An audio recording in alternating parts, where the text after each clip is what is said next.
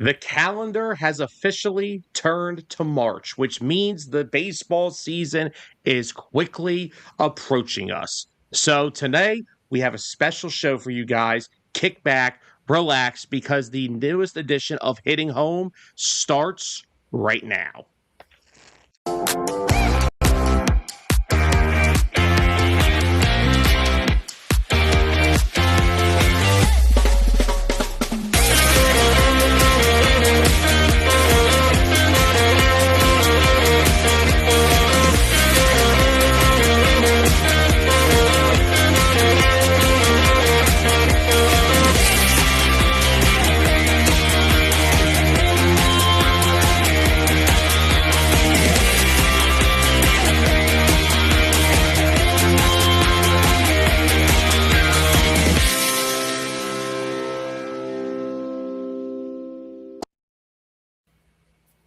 Welcome in, everybody, back to another edition of Hitting Home, only here on 609 Sports Talk Radio. Of course, this is the show that comes to you guys with all the latest around the world of baseball. And of course, we are your hosts. At the top, Sam Nelson, Dustin Reese, and we are joined today by a special guest. He is the Deputy Commissioner of the Frontier Baseball League, Matt Shepardson. Matt, first off, welcome on the Hitting Home. Thank you for taking your time to come on and speak with us today. Thanks for having me. After seeing your video intro, I need to just suggest, at least for Dustin, let's get you out of the fruit themed jersey on that opening. Let's get you in a Frontier League jersey, man. Come on down. We'll take a new shot of you. Some gear. You're not that far away. No, I think a Zynga Field is the closest to me. All right, let's do it. I'm gonna take you up on that this summer for sure. Absolutely, anytime. Thanks for having me, guys. No problem. Dustin's going to have George have to do our intro completely over now. But anyway, so guys, what today's going to be is if there's any other little news around Major League Baseball, we'll get to that later on in the show. But since Matt is on with us, we want to talk a lot about today about the Frontier League, independent baseball leagues, and a lot of stuff that goes on there. And I guess now, for someone, Dustin probably has a lot more experience with the independent scene with baseball than I do. So not only are we doing this little talk today, I'll be able to learn some new stuff because I'm a Major League Baseball nut. But outside of that, independent league, I don't have much experience around it. So now I am in Jersey, so I'm probably close to some of it. But I think, Dustin, you said I am close to some of them, aren't I? New Jersey Jackals would be the closest one here, too. Oh, so it's right in my backyard. Yeah. So I guess what we want to do for our viewers today is basically just, Matt, to start off, why don't we have a little history lesson about the Frontier League? When was it founded? How long has it been around? We can start off there. Yeah, the Frontier League, thanks for the question. The Frontier League is the oldest of the Major League Baseball professional partner leagues. So, what used to be termed purely independent, they're now 4 MLB partner leagues. And the Atlantic League to the Atlantic side, and then us, moving over a little bit, going east to west right now. American Association and the Pioneer League are the 4 Major League Baseball professional partner leagues. We are the oldest. We were established in 1993, and at that time, we really were kind of an Ohio Valley regional independent small league. Now our footprint goes from the Mississippi River in the west this year, Jackson, Mississippi in the south, Kinston, North Carolina is our southern eastern leg, and then we're all the way up to Quebec City in the north. 18 teams between there. So we've got 2 teams in New Jersey, 1 in Sussex County, in Augusta, the Sussex County Miners, then in Patterson, the New Jersey Jackals.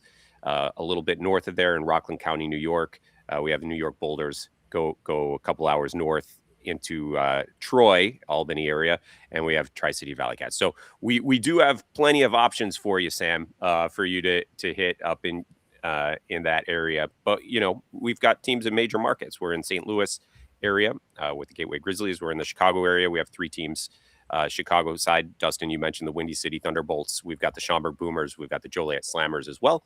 A couple of your what are more traditional minor league markets. If you think about Kinston, North Carolina, maybe Evansville, Evansville with its great history, the third oldest stadium in professional baseball that's been in use there with historic Bosse Field, and then Cleveland area, Cincinnati area, Pittsburgh area, Ottawa in Canada. We're really proud of the places we are and the footprint that we have. And I believe you said at 1.2, it's the biggest of the partner leagues, too, team-wise, isn't it? Like 18 Yes, teams? we have 18 teams total. I left out Boston, our team in Brockton, Massachusetts. So I want to make sure we give love all the way around all of our different markets there. But yeah, 18 teams in 3 in Canada and 15 in the United States this season. Nice. And it's actually funny because I have a lot of people up in the Ohio area, so a lot of friends up there. So there'll be something new for them to check out as well, hopefully, if they don't Absolutely. already know about it. Absolutely. And we're proud. They do grading outs of different levels. We're not single team affiliated. We have an agreement with Major League Baseball where any team can purchase at there's a negotiated agreement. Any team can come in and dip from any of our rosters at any point, and we're able to then sign or move players from any level back. So we've got guys in our league who have Major League Baseball experience. We've got guys coming right out of college, guys who never played in college, and every level in between. Last season, I believe it was six guys on the opening day rosters. Maybe was I wrong? Was it like the fact check No. alert there? All right. I think on opening day it was 6. I think by the end of the second week we're at 9 guys who've been on Frontier League rosters in the previous 2 years that were playing in Major League Baseball for Major League Baseball.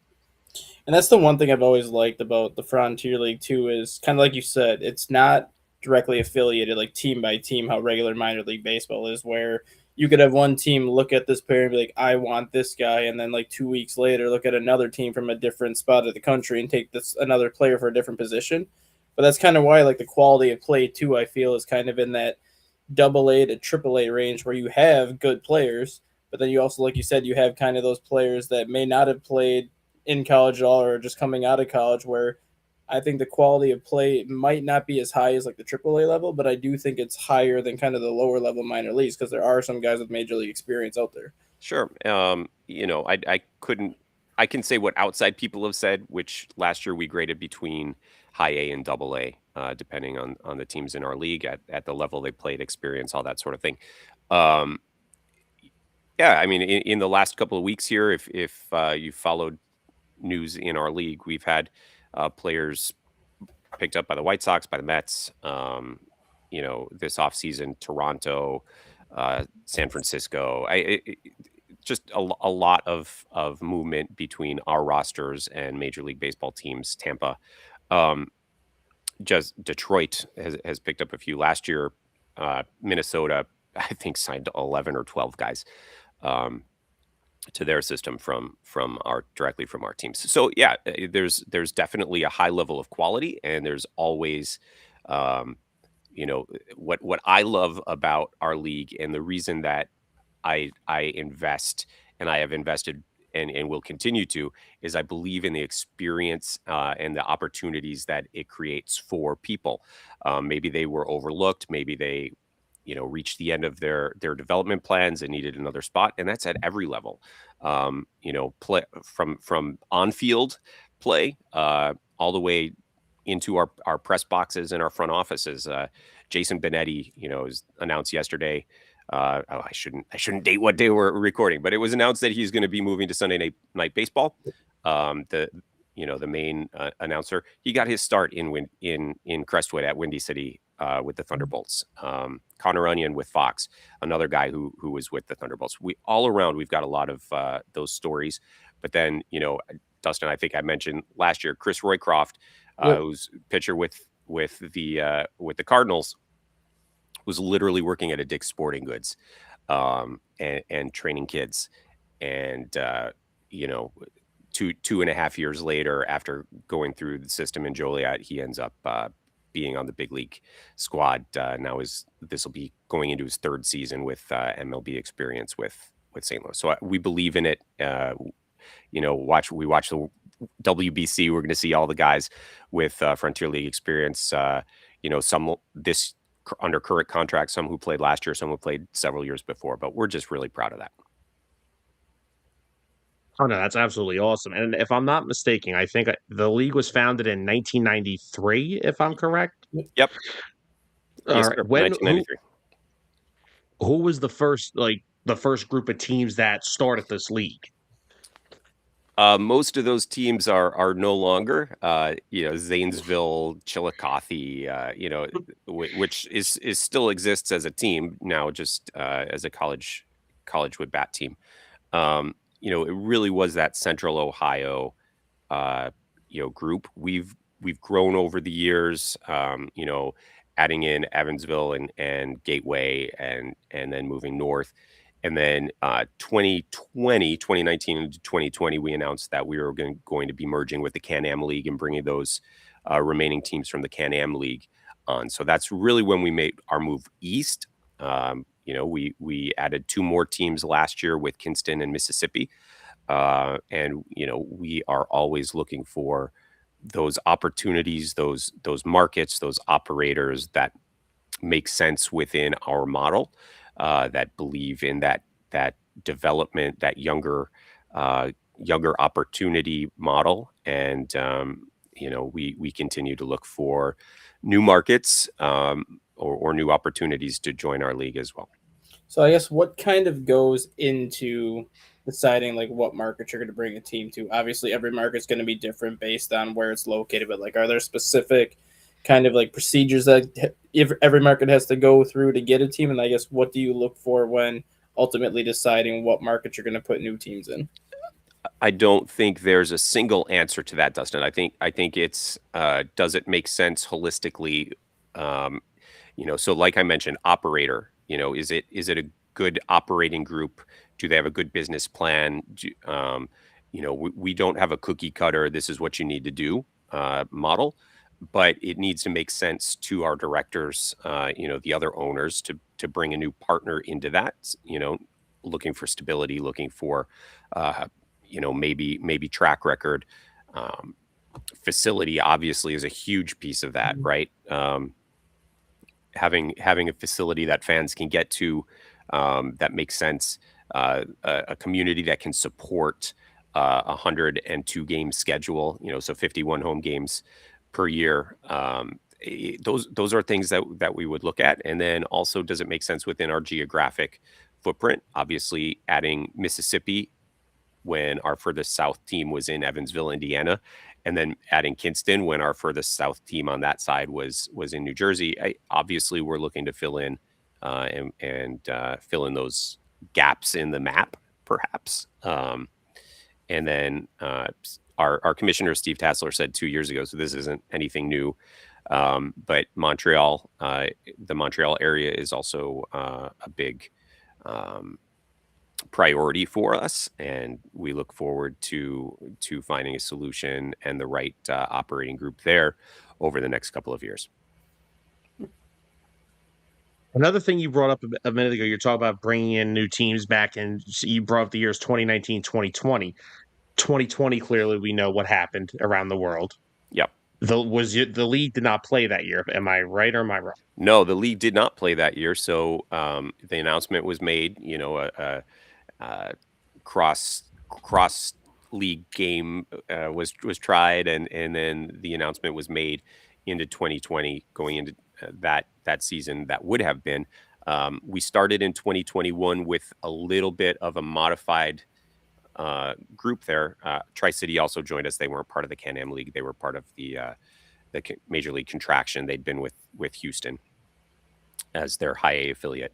But at that time, we brought in Ottawa, who was joining as a new club, then Trois-Rivières and Quebec, the Capitals, who've won 4 straight championships in our league now. But they couldn't cross the border at the time because of COVID restrictions. So for 1 year, they kind of sat on the sidelines. There we played as Équipe Quebec, which was kind of a thrown together team for that season. And they played completely on the road, I think, until the end of June is when we could get cross border. So yeah, we didn't have that full, and then that season again, because of travel restrictions, we didn't have cross at the time division play. We saved that, and the had a little different setup for the playoffs that year. But since then, we came in as 16 teams, and then again joined those had those two other teams join us last season to get to 18, where we are now. Awesome. I mean, that's got to be like, I mean, Dustin and I were just bringing up baseball. That was just such a strange year for sports in general. I mean, let's be real, the year for the entire world was strange. Let's just be honest. But Yeah. how is it going from like all that restriction? How was it easing back into like a normal, what we thought before COVID was an everyday type of thing? Like, how was the transition out of that time as we got further and further away from it? Yeah, we all lived through it together. 2020 was weird for everybody, but you know, uh, we had what we called pod leagues. Depending on the municipality and what was allowed. So here in the Chicago area, we had the City of Champions Cup in Joliet, and a lot of players came in and played for teams. They only played each other. Really spread out fans in the stadium, few capped attendance. A couple of our ballparks did similar things with COVID leagues. Coming back in 2021, some of our teams also still had attendance restrictions to start the season. So you could only sell a certain percentage of your capacity and had to keep people outside and that sort of thing. But we've seen our attendance, in the years since, we continue to have teams and the league as a whole set attendance records. If you have had the privilege of being at a game in Schaumburg or a game in Quebec, they are absolutely crushing it compared to pre-COVID at this point. Mhm. I think Quebec sold out 38 of their 48 home games last year, which is fantastic. Schaumburg set a new attendance record for them and on several different occasions last season. So, we as a league continue to grow back. In some places, the experience may have changed a little bit post COVID. There are things that we've learned. I think people are a little more electronic device driven than they were pre-COVID. And, so we really have pivoted in our external deliveries too, with our streaming network and our social media presence, and that to allow the kind of more casual dip in to see what's going on, rather than just the traditional, throw the curtain up on the ticket window and have everyone come to the ticket office. It's a different world than pre-COVID. Yeah, like what you were saying about the video streaming. Obviously, a lot of people kind of gravitate towards that now. You guys dipped in with was it the Home Team Network or something like that last year? Was that kind of your first, kind of your own network? Because I know you were Flow Baseball before. Correct? Yeah, we were on Flow. We were on Flow Sports the previous couple of years. Vimeo before that. We had multiple different things, but the model at that point was each team produces their own, and then it's a unified platform. With Home Team, what we worked to partner with, and kind of the vision was raising the floor of everybody's broadcasts, to get everybody to a consistent level, and then allow more, shall we say, consistent connection and streaming and better support and all that sort of thing. Um, Home Team produces every one of our team's broadcasts, so we work together. If you've watched on the FrontierLeagueTV.com, you'll have seen, you're watching a Frontier League game when you turn on one of the games, because it's a consistent presentation, even though the person behind the mic is different everywhere. And that was really important to us. And Home Team's been an absolutely great partner in year one, and now you can see some of the other partner leagues moving to home team this season as well as a result, because they've done a really good job with that. How many games in a season is there? Like I know I think you said home teams are what 48. No, that was last year. So we moved Oh, this season. We'll move from a 96 game season to a 102 game season. With the way the calendar lays out for the next few years, we've thought it's a good time to test out expanding that schedule. It gives a more balanced planning ability for each of our teams, because you know how many weekend games you're going to have, specifically weekends series you're going to have each year, rather than it going back and forth with that 96 number. So we're real happy to try that starting this year. So 51 home games per team, and then we'll run our playoffs starting right after Labor Day in September through the end of the month.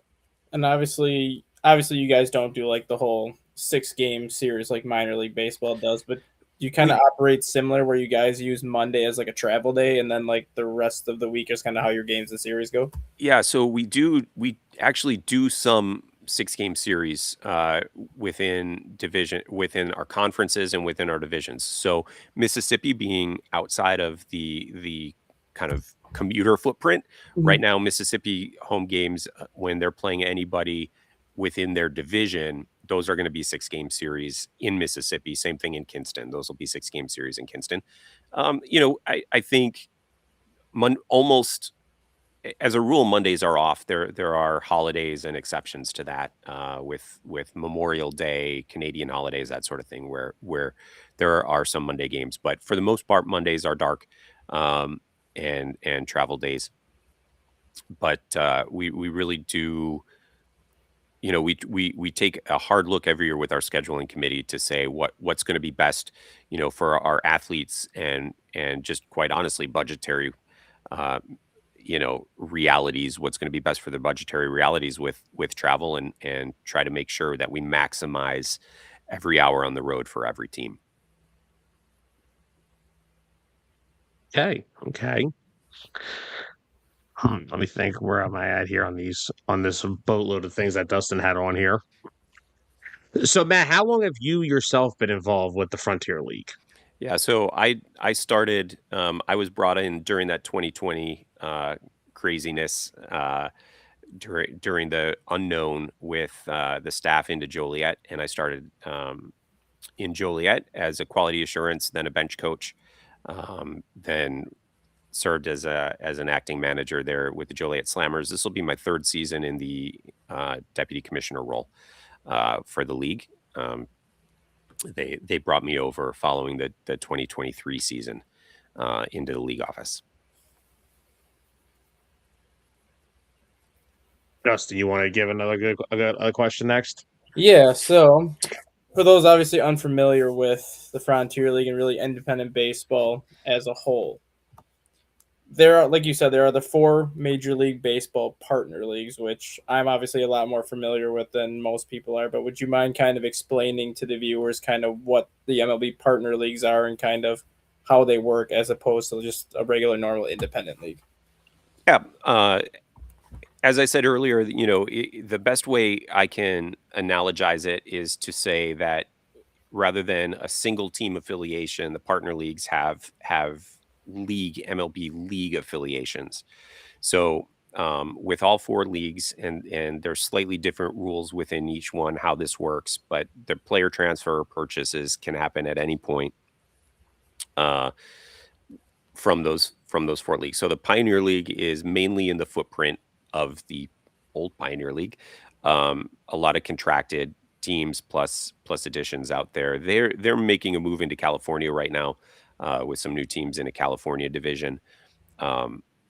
Generally, their footprint is absolutely huge, right? Yeah. American Association it would be next in the kind of east to west, or west to east in this case. They tend to be just a little bit older than my league, where the Pioneer League would be a little bit younger. Atlantic League would be the oldest of when you look at average players and experience. So Pioneer League is going to be a lot more guys coming out of college, less experience. our league would be kind of the next. We focus really on that 24, 25, 26-year-old. We cap how many guys 30 and over can be on each team. And then we have an experience matrix. So we really try to get those first and second year players. Again, we're development focused, and we really do take pride in how many players with no other affiliated experience move to MLB affiliated minor league teams and to the major leagues, who only have played in the Frontier League prior to that. So we're really proud of where we sit in there. The Atlantic League has a lot of guys, with AAA and big league experience. Again, older, and they're the easternmost of the groups. The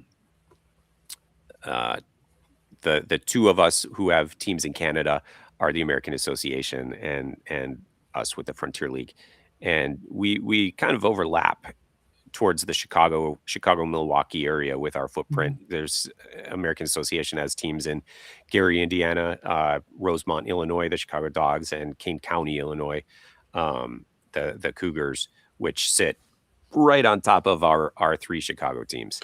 So we do have some overlap, but they're a little bit more Chicago area west, and we're more Mississippi River east.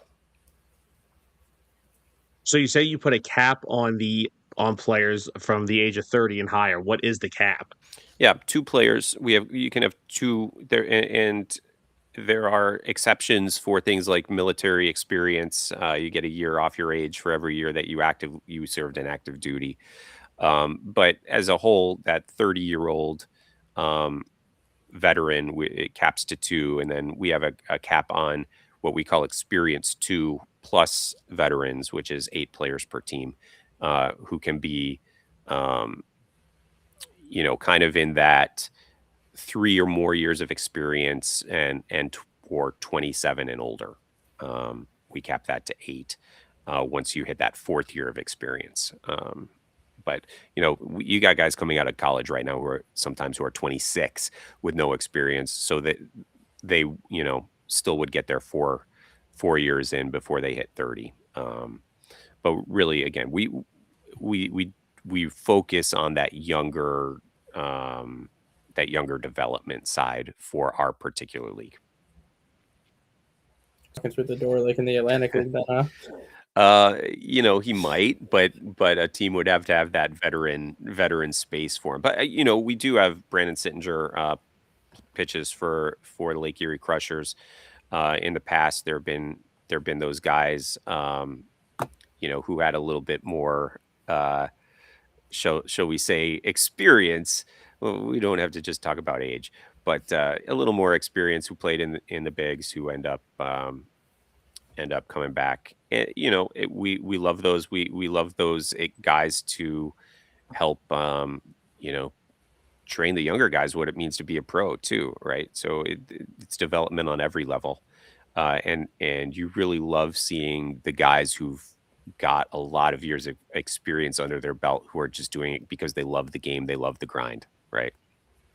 Like how you were saying, like guys loving the game, loving the grind. Without getting into any specifics, obviously you're not going to be able to do that, but how is kind of the pay structure divided up in the Frontier League? Is it similar to minor league pay structure? Is it based on experience, where the more years of experience you have, you get more pay, or is it pretty much everyone's kind of on that same level regardless what the experience level is? For our league, we have a league minimum and we have a league maximum. Players are paid during the season. It's a seasonal, not year-round situation there. And then we have a salary cap.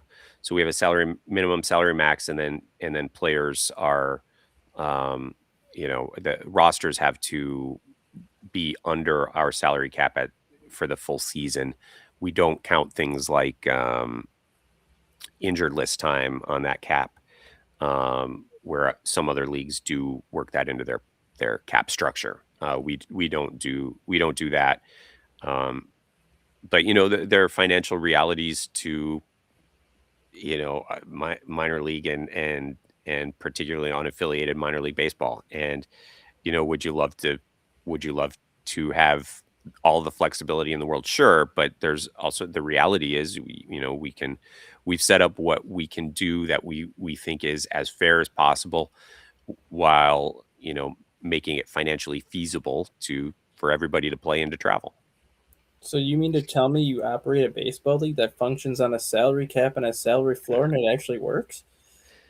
I cannot comment further beyond what our league does. But excellent try. Excellent try there. Austin, if you want to bring that up, I'll let you segue into that question. We will play in 2027. Minor league baseball and the partner leagues will all play in 2027.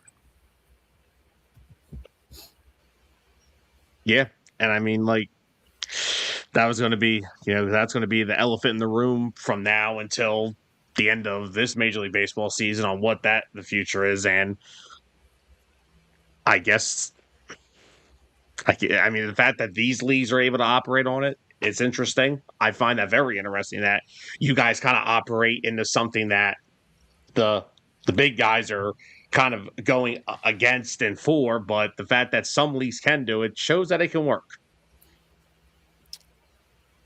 No comment. No comments. So here's a question for you, I guess, that's kind of going off of the uncertain future. Obviously, you have kind of your parameters in place with like age requirements and things like that, how many players of a specific age and whatnot. Let's just say Major League Baseball is not played in 2027 and possibly longer, depending on what happens with the CBA and everything like that.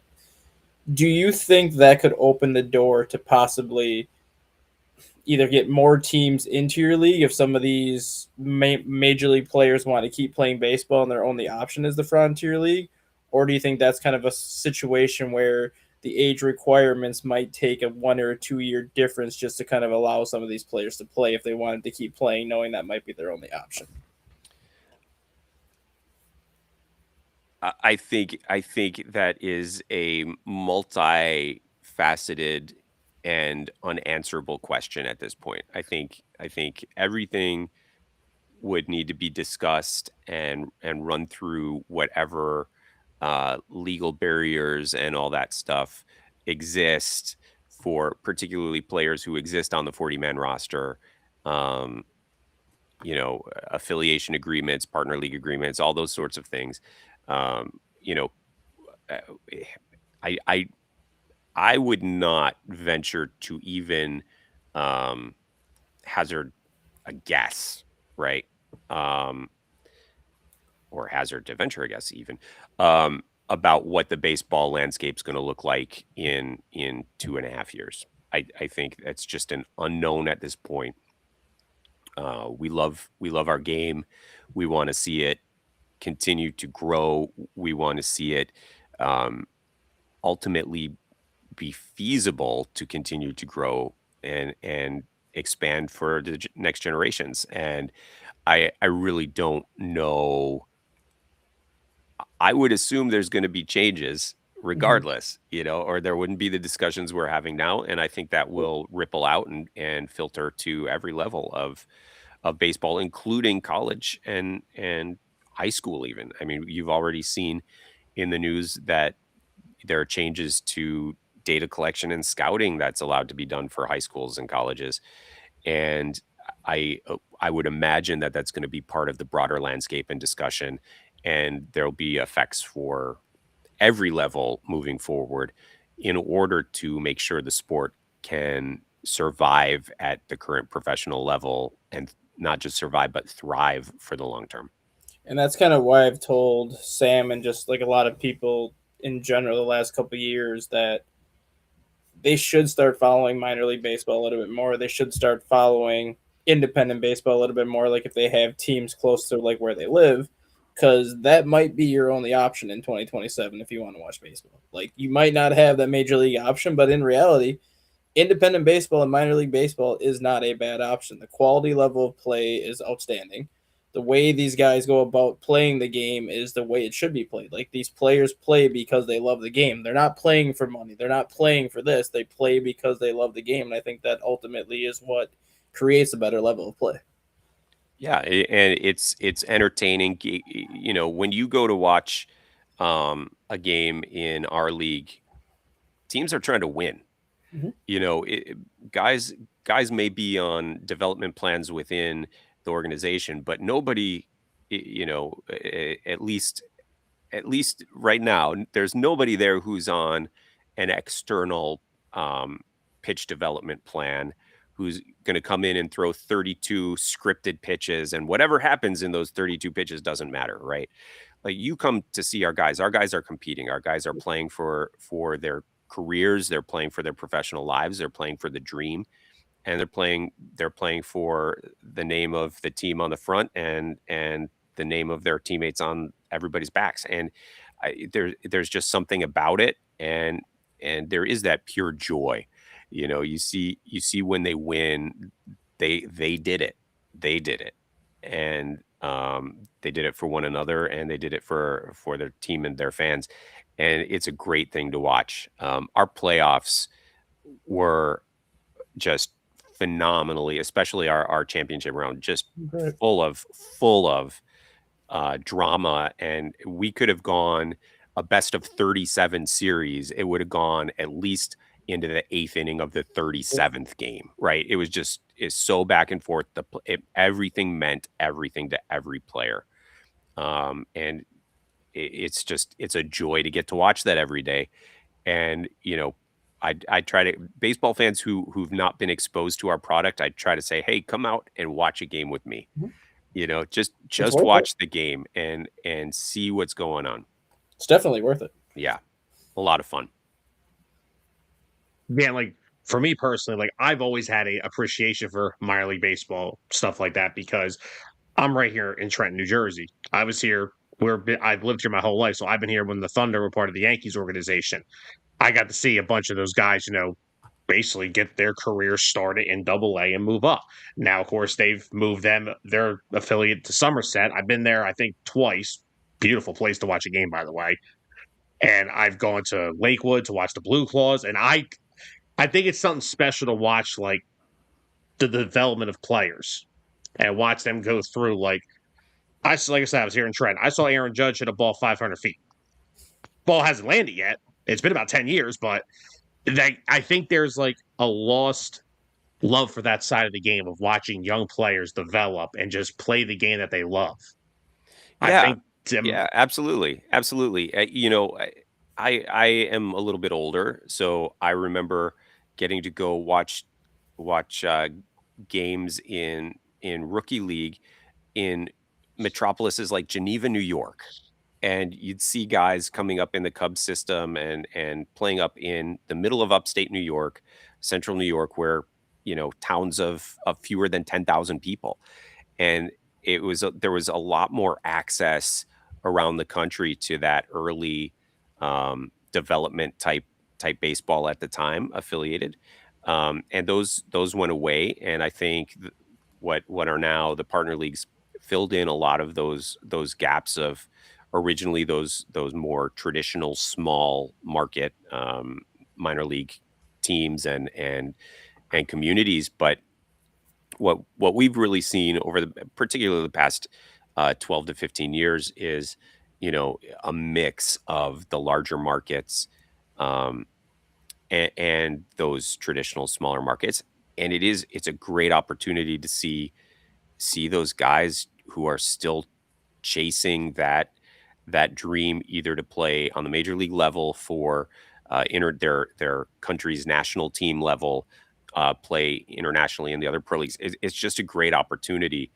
And like I said earlier, you know, everybody is playing every day for their careers. They know that they're serious about it.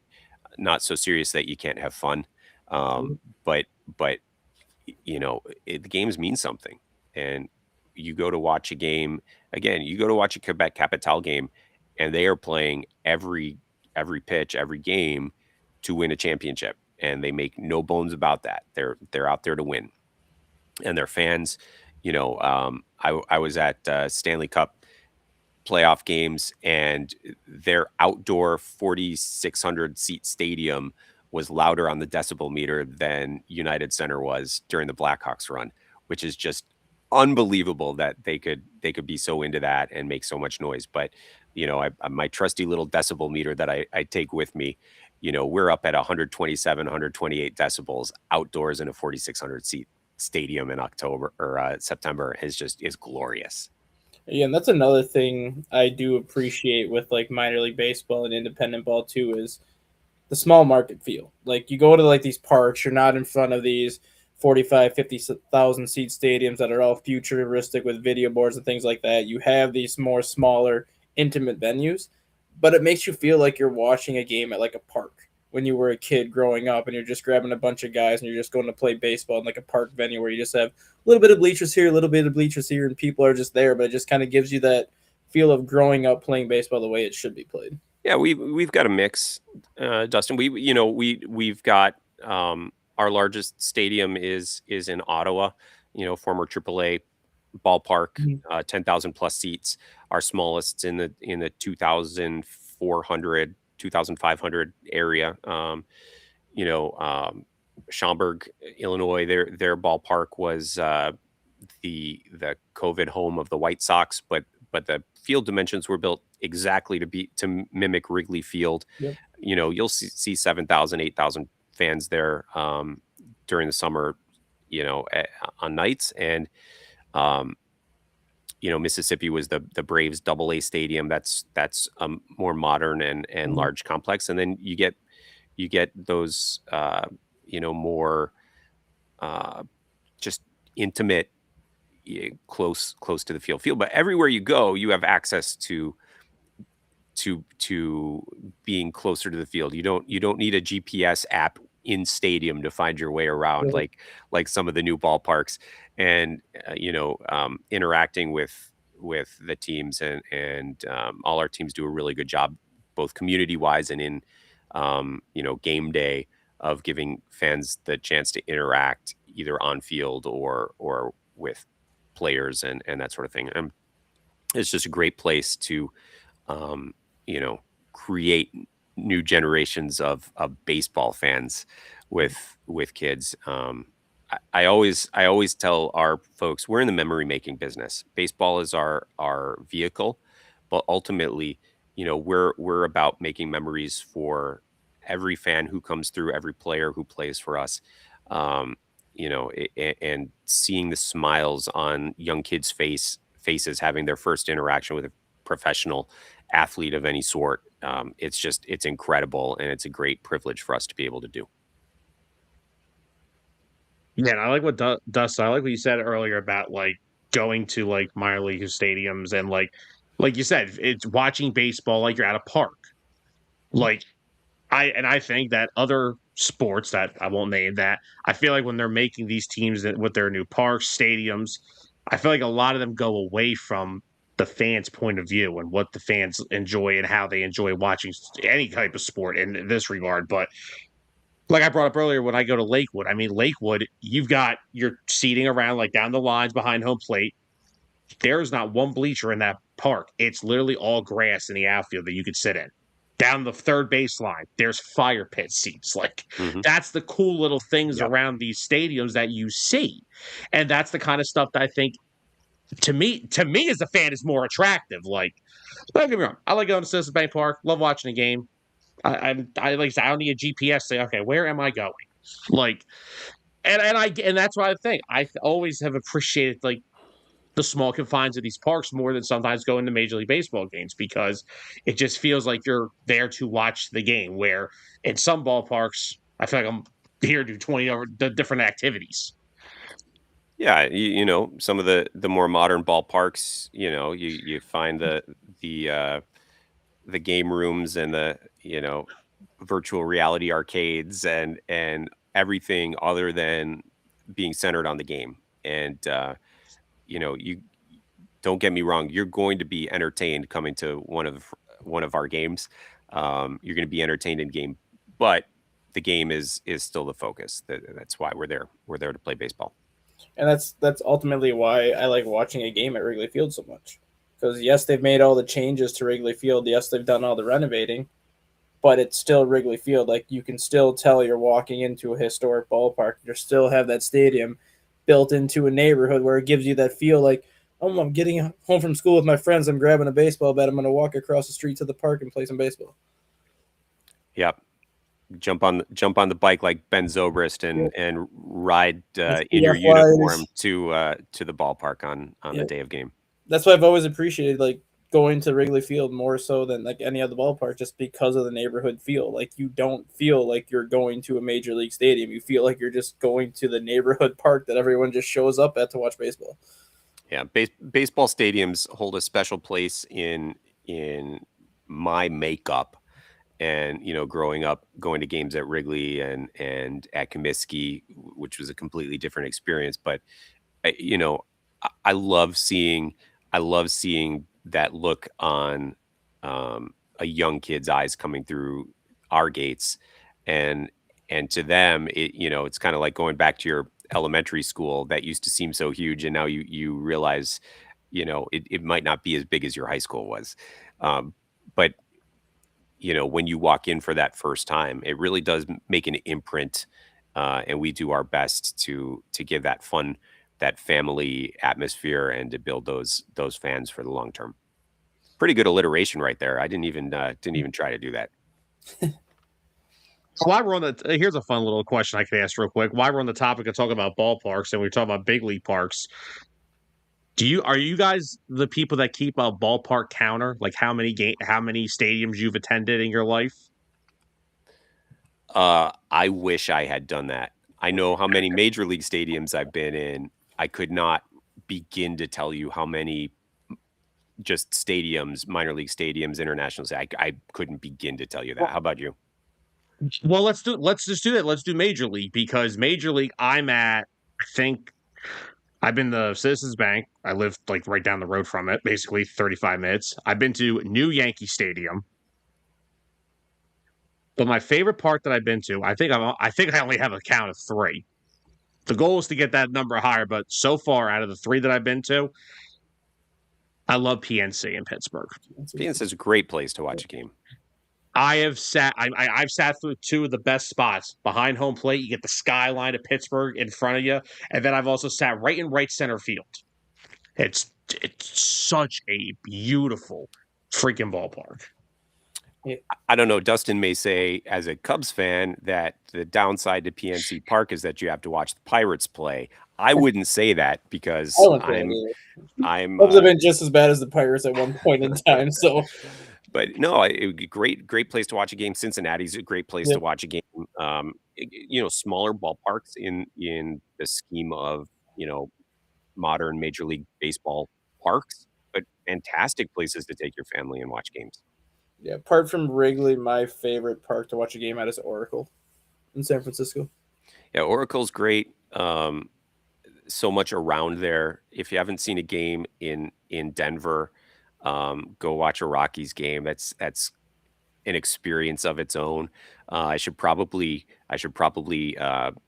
give a little dap to Globe Life Field, since Rev Entertainment, who operates Globe Life Field, owns the Schaumburg Boomers in my league. So I should probably say Globe Life is a great place to go watch a game, go watch a Rangers game. But there are only a couple places. And I don't know that I'd even say this anymore. There used to be a few clunkers. Like you go to the Vet to watch a baseball game. That was not a great place to watch a baseball game. Three Rivers. Three Rivers was not a great place to watch a baseball game. Those are a clunker.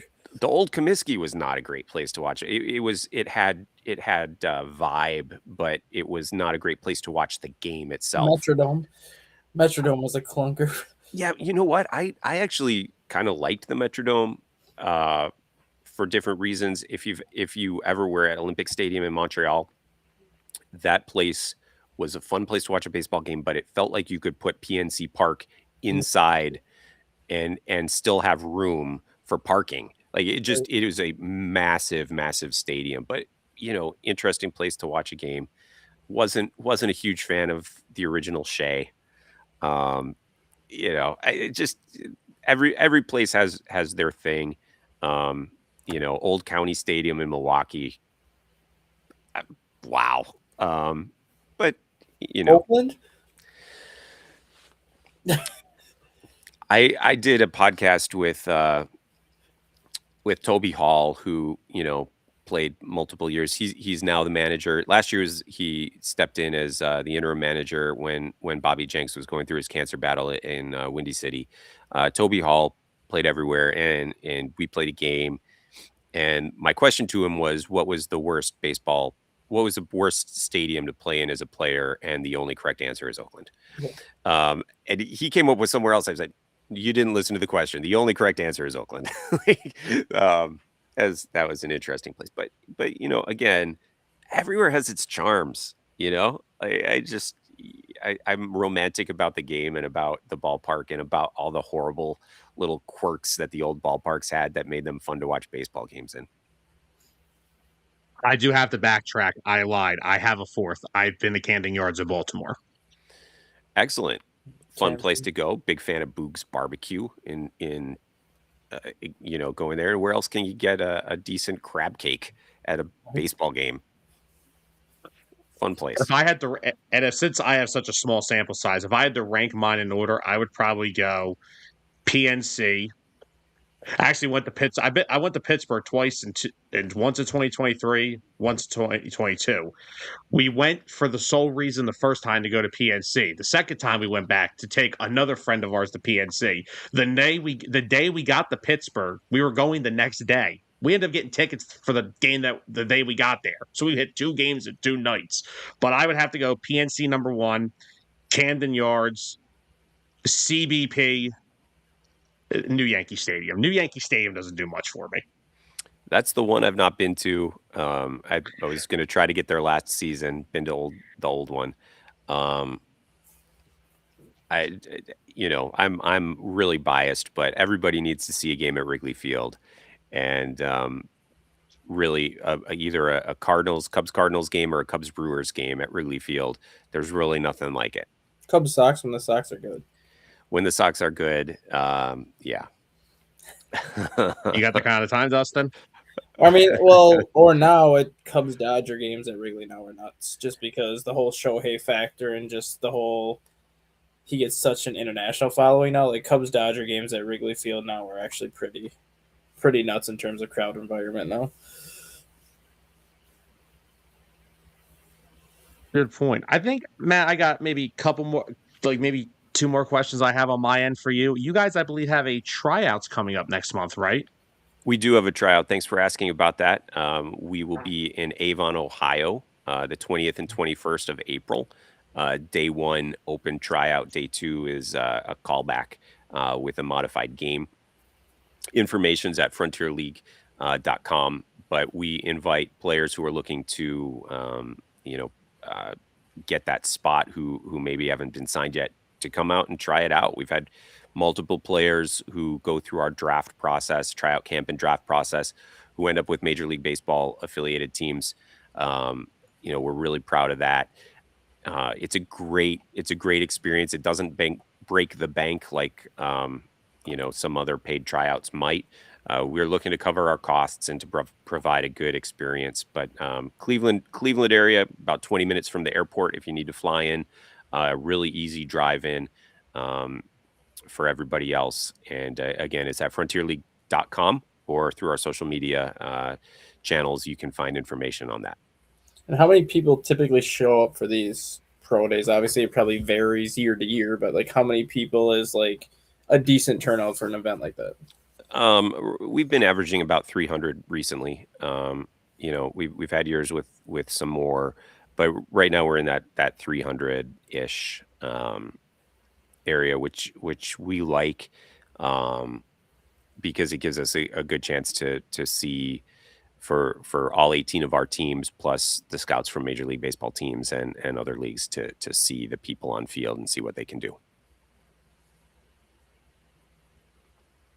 Well, my last question I have is a very interesting one because I do a buddy of mine's podcast that we talk about rule changes.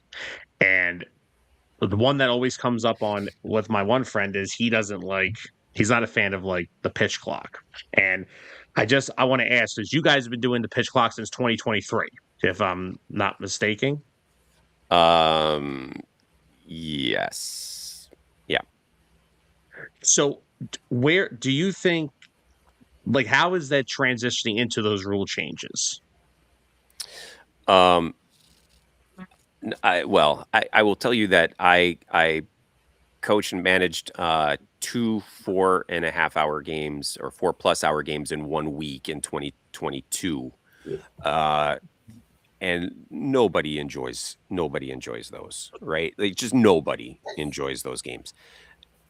Um, I I was hesitant going into something needed to change, right? So I kind of have a whole theory of when things actually stretched out. There were always pitchers who would take a little more time, but really is kind of the 2001, 2002 when batters really started having their own, um, you know, shall we say, extended in between pitch routines. It was no longer pre at bat routine. It became an in between pitch routine and stepping out of the box every pitch and, readjusting gear every pitch.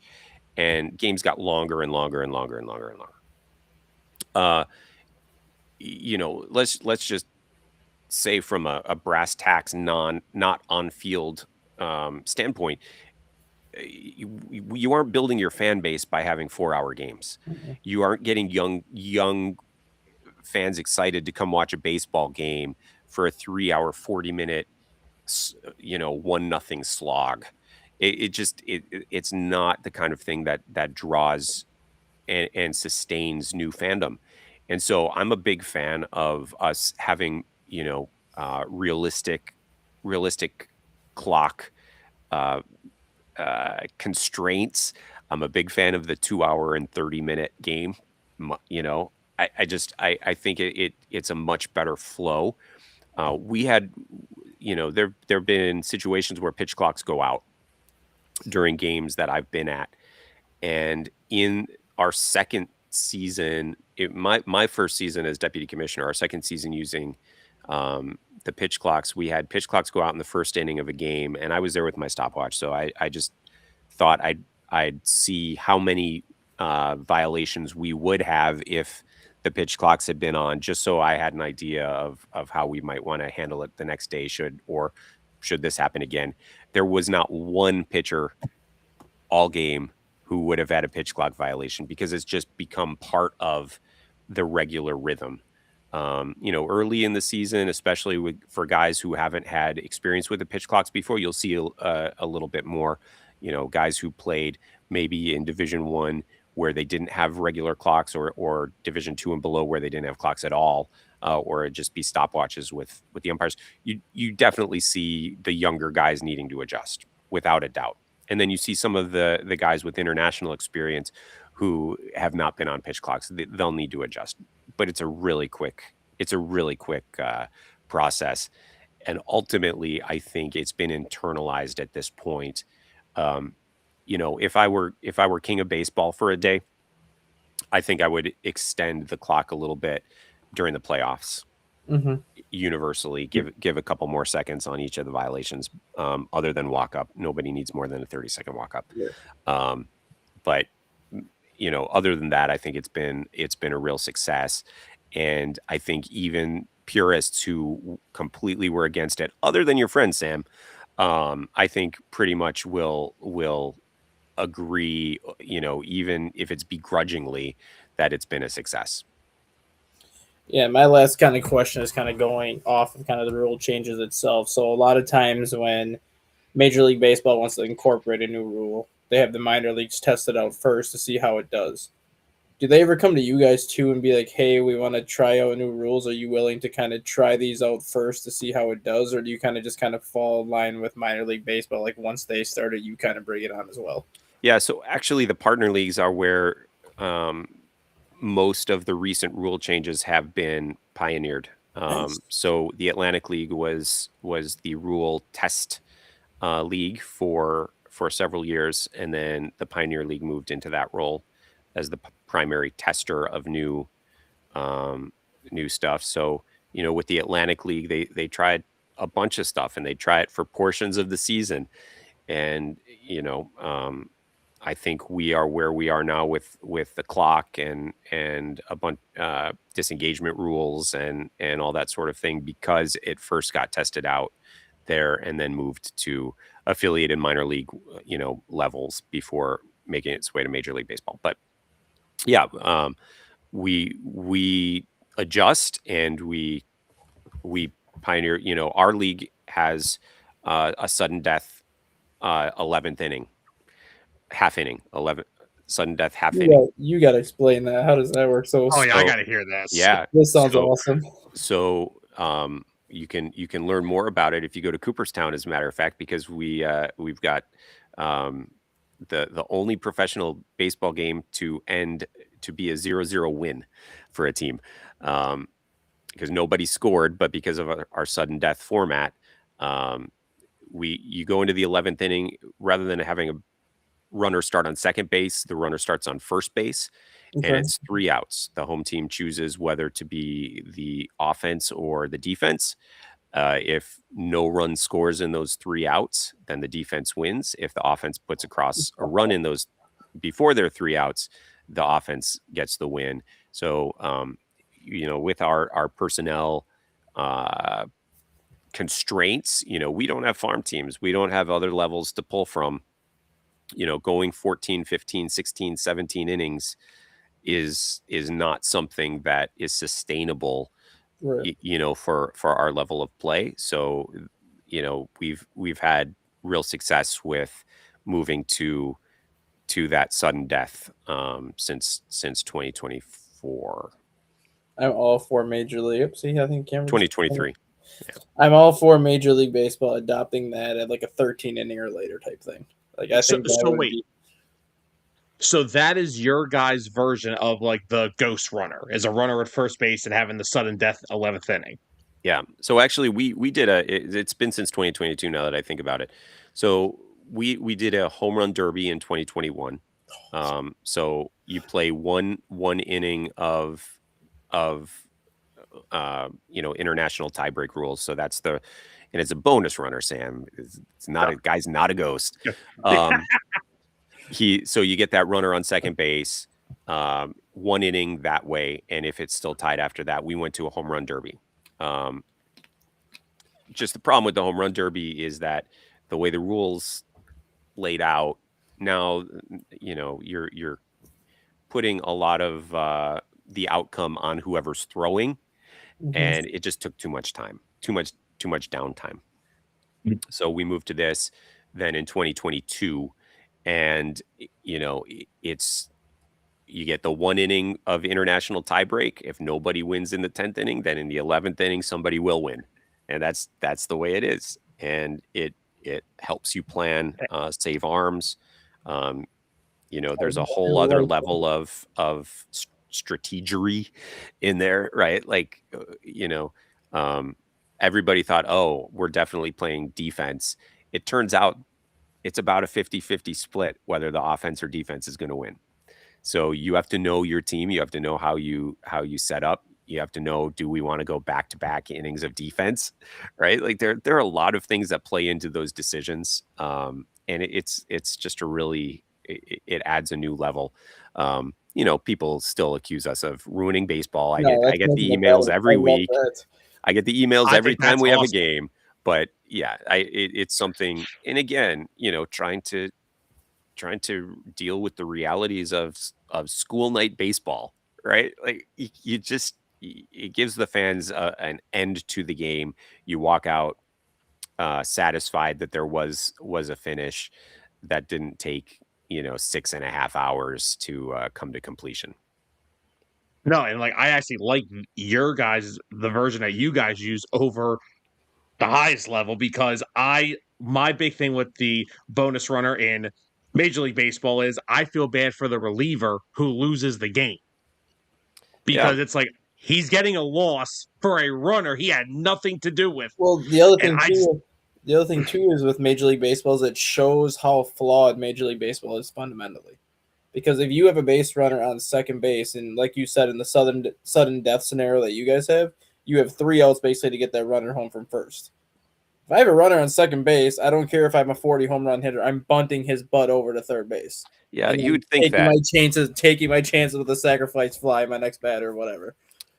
Yep, you'd think that. The analytics on that are up for discussion on the major league level, and again, we play the one inning under those rules too. If baseball were easy, everybody would be a professional, and it's not as easy to get that bunt down and runner over, especially when it's coming. Exactly. Right. So defenses have really have adjusted. I know how I'm going to pitch a guy if I assume he's trying to put a bunt down the third base line. There are ways to counter it. So again, I think there's a lot of discussion to be had on that, but I love the finality.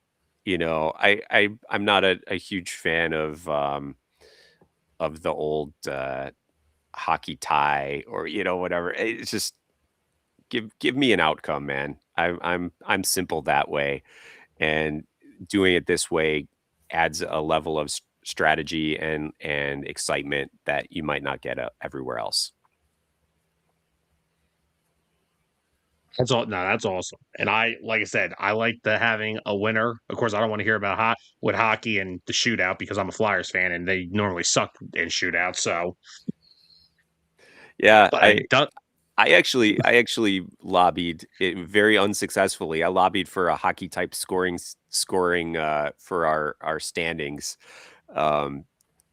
To change that up too. Let's try giving points for wins and losses and ties set differently, especially with the sudden death.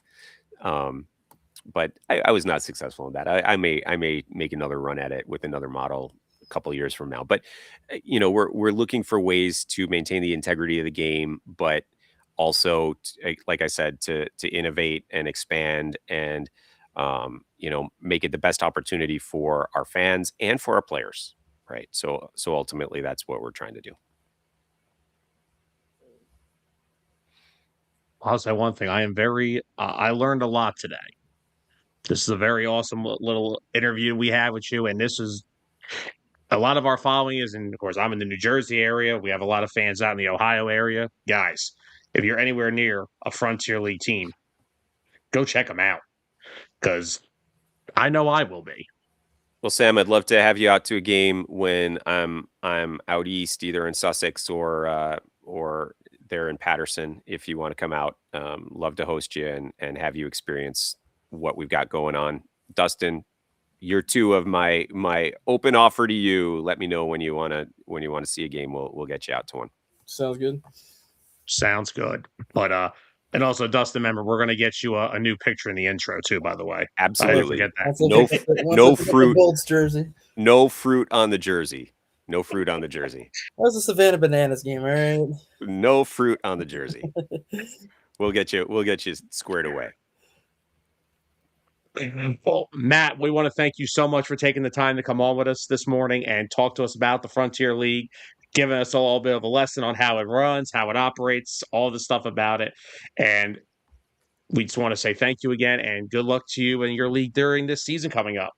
Thanks. Appreciate it. Learn more about us, all our social media channels and at frontierleague.com. Awesome. Very awesome. So, Matt, yes, thank you once again for joining us today. We really appreciate it. Thanks so much. Thank you. Absolutely awesome time to have Matt on with us today. So, Dustin, do we have anything else that we want to bring up today, or do we just... Andrew McCutcheon signed. Mm-hmm. Yeah, he signed with the Rangers. When did that happen? Probably about 20 minutes ago. Why did I not get that? I don't know if it's a minor league deal or if it's fully guaranteed. It just said Kutch signs with the Rangers. Interesting. He'll replace Adolis. Yeah, okay. We'll see how that works. I think that could work. It is a I think minor that could league. work. It is a minor league deal. And my only other thing that I have to say real quick before we probably get out of here is do we think Jurgensen Profar ever plays for a major league team again? Probably Because I look, I'm get for the guys that, you make a mistake. The Jose Alvarado situation, he claims it was, a weight loss thing. not. When you get caught once, I think you get caught again the next year, I think your major league career is over. Well, here's the thing, though. You also have to consider, though. 162 game ban this year, possibly no baseball next year. So this is going to be longer than a 162 game ban technically, because if there is no baseball next year, now he's going on 2 years without playing a game. That's not something that you can just step away from a baseball field for 2 years and expect to come back and pick up a bat and swing away like normal.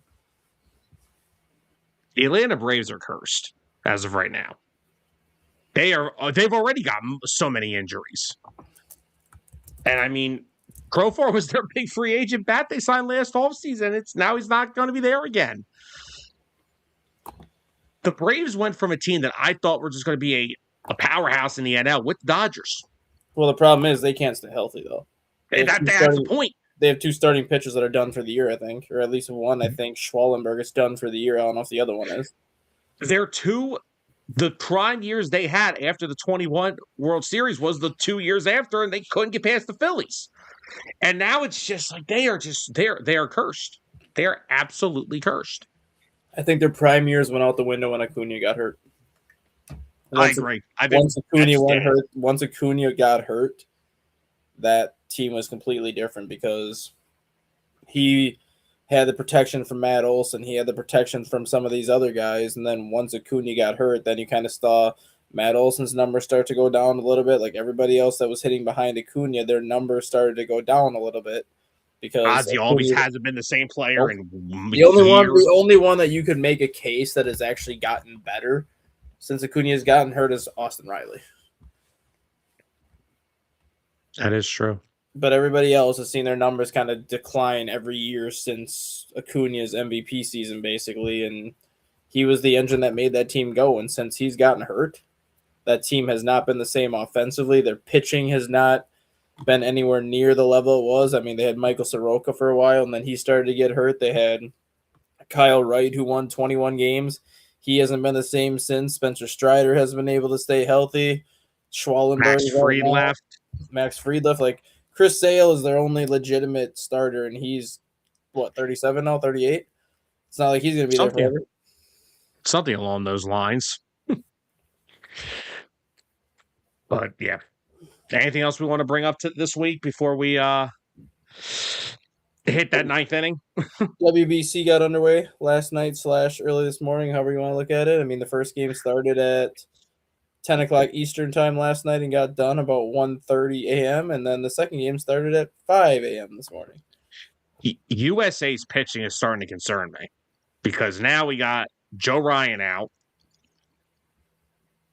Then you got the report about McLean having vertigo symptoms, which what in the world was that? USA's pitching is concerning. It is, but I mean, right now, you look at the pitching right now. You really only need 4 innings out of your starting pitching right now. You're going to get Paul Skeens and Tariq Skubal probably starting game 1 and 2. Well, those are going to be 2 guaranteed wins right there, even if those guys are only going 4 innings. So then you're sitting at 2-0 with 2 pool play games left. You go 1-1 in those last 2, you advance. Then you got Logan Webb, who you can throw. McLean, you can throw. Matthew Boyd, you can throw. Like, you only need these starters really to get through the lineup one time, possibly 1.5 times before you make the moves. Like, you're not gonna stop the United States offense. Like, the only way you can beat their offense is if you contain them. But that's not going to be as easy as it sounds.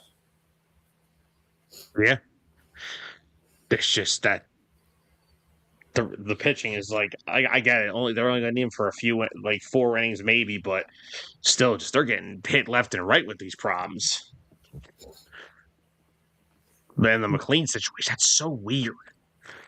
Just hope he's okay. I think he'll be fine. He's not even. I don't think he's scheduled to pitch until the Italy game, which is their fourth and final pool play game anyway. So he does have like another almost a week because they face Italy on Tuesday, I believe. So he's almost got a week before he would throw. Yeah, so WBC is just getting started. We'll be covering this week in and week out. Is there anything else we want to bring up before we? Trying to think if anything else has happened. Michael Conforto signed with the Cubs, which I think we talked about last week. Yeah, that could be a solid left-handed bat off the bench. Justin Steele's been cleared to pitch. That's big for the Cubs. 3 months early, so we'll see how they treat that one. Justin Crawford for the Phillies is having a heck of a spring. I want to tell you who's having a heck of a spring, that 19-year-old from the Pirates. Oh, yes. Like, that guy is probably going to make the opening day roster at this point. Wouldn't be surprised one bit. And then you have Skeens and you have him. Pirates might actually be turning the corner a little bit here. Hopefully. Zach Wheeler sounds like he is still on track for his April-ish return. April-ish return. Well, because some people are saying it's going to be possibly the last week of April into the first week of May. Somebody even said because he threw a second bullpen already, and they said it went great. So they said if everything keeps going like this, you could maybe get him within the first 2 to 3 weeks of the season back, and he'll be back already. So it's like the timetable keeps moving up because everything's going well. Because the thing with his outlet syndrome was there's two types of it. They either operate on your nerve or your vein. The nerve is the one that can cause you problems, but his was on the vein. So they're hoping, like, now mechanic-wise, you got to see how he is. I mean, he did have a rib removed from his body. That's probably got to feel different now as a pitcher. Probably felt great when he had it removed too, right? He said he kept it. He said he kept the rib. Sure. Whatever floats his boat. But yeah, he said he kept it. I don't know what he did with it, but... That's funny. But I mean, yeah, hopefully he'll be back healthy. I mean, Nola's looked pretty solid this spring for us. Painter looked really good against the Yankees on Sunday. I think he's pitching today or tomorrow. But you know, some guys are starting to look good. I mean, this is the point of spring where you would kind of start to see more of your regulars start to ramp up a little bit. But now it's going to be most of this now is going to be minor league. I mean, you're going to have your regulars and whatnot still, but a lot of the next couple weeks here is going to be more minor league based players playing just because so many people are over in the WBC right now.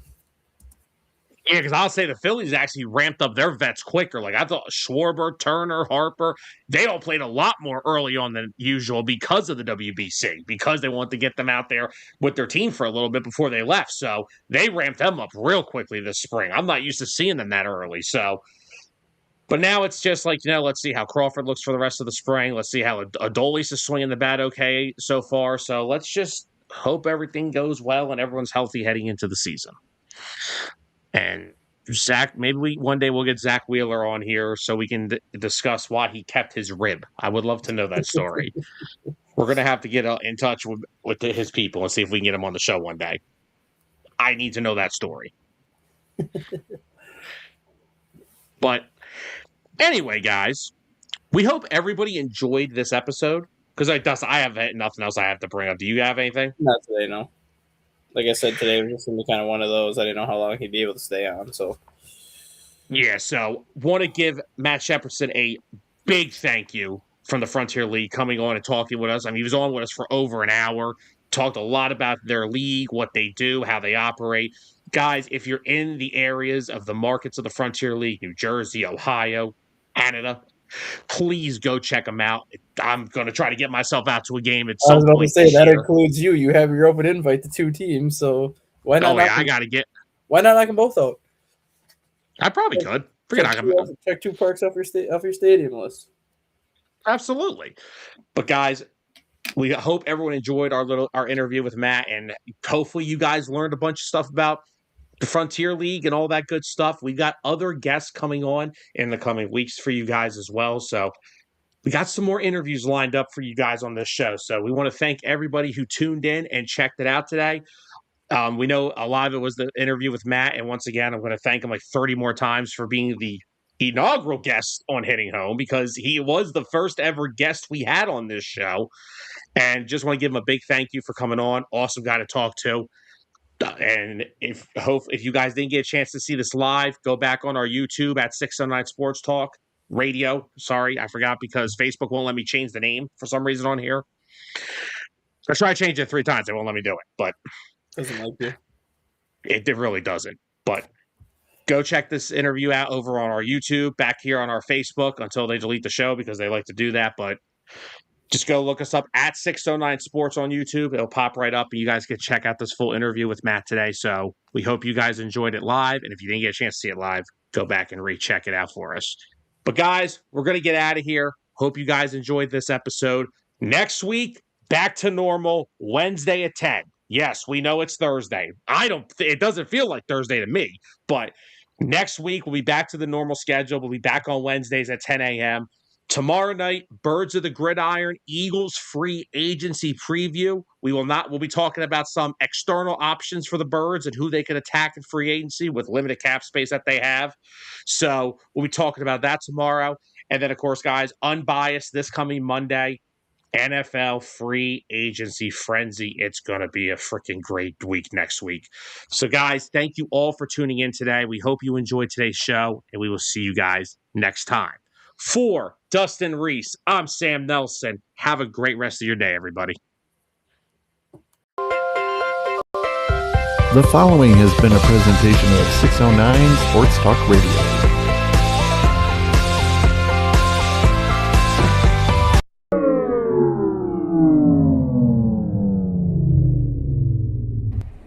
Sam, what did you